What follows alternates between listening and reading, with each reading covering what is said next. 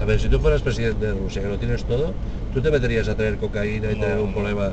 Teniendo un porcentaje del petróleo, De Gazprom, ¿no? Y ya está.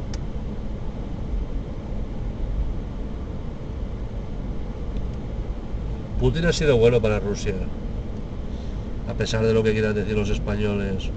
Mucho mejor Putin que para Rusia, que y además no es malo para el mundo. Putin no hace cosas para joder a la gente. No, no. Pero Europa y América siempre están criticando. Siempre. Yo lo veo diferente.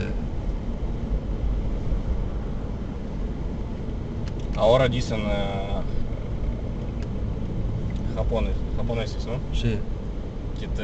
Que Rusia vuelve islas, ¿no? Kurile, ¿no? ¿Vuelve qué? Islas, Kurile. Por libre. Islas, al lado de Japón Ah, hay islas, ¿no? sí, que se las quiere quedar Rusia, ¿no?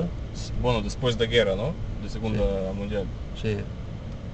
Y hay un contrato, ¿no? De acuerdo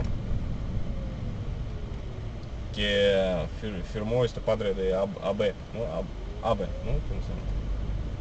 Y japoneses no quieren, bueno, No quiere aceptar el contrato. no quieren aceptarlo, sí, se puede decir así. Pero quieren estas islas.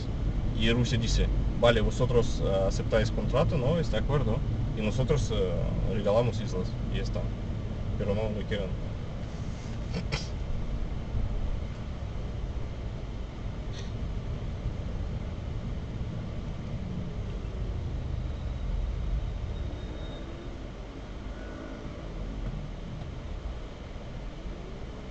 Oye, cuando empieza el mes es